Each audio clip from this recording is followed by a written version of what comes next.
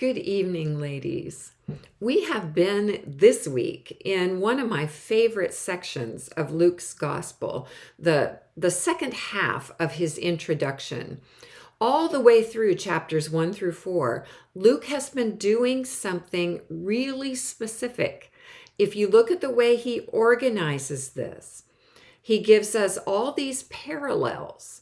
First, there's a parallel set of announcements by Gabriel, first to John the Baptist, soon to be parents, and then to Jesus, soon to be mother.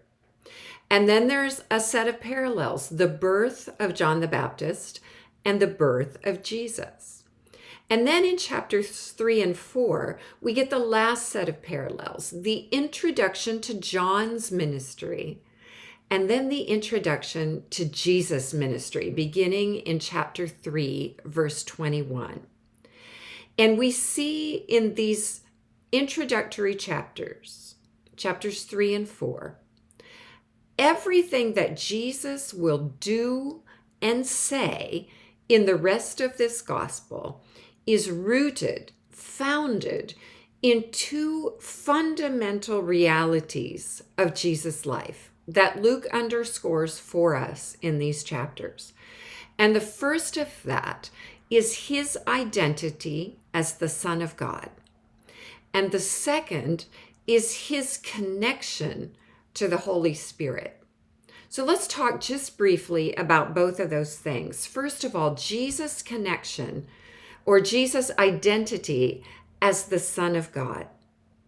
All over Luke 3 and 4, we see this underlined in a variety of ways. First, in Jesus' baptism, when the voice from heaven speaks directly to Jesus and says, "You are my Son, the beloved."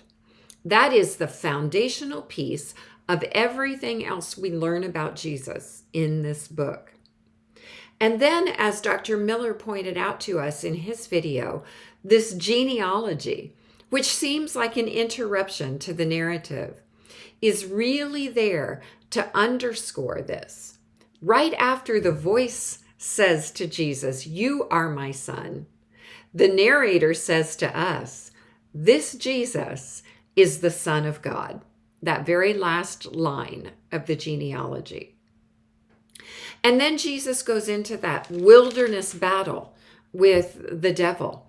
And that whole temptation or testing scene is connected to Jesus' identity as the Son of God and what that will mean.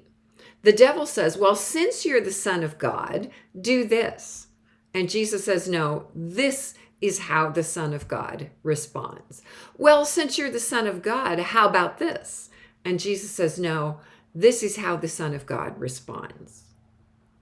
And then at the very end of Luke's introduction in chapter 4, verses 31 through 44, we see Jesus putting into practice the things that he talked about in the Nazareth sermon. And he casts out demons. And the Son of God walks into the midst of people who are bound by the forces of Satan, and he sets them free.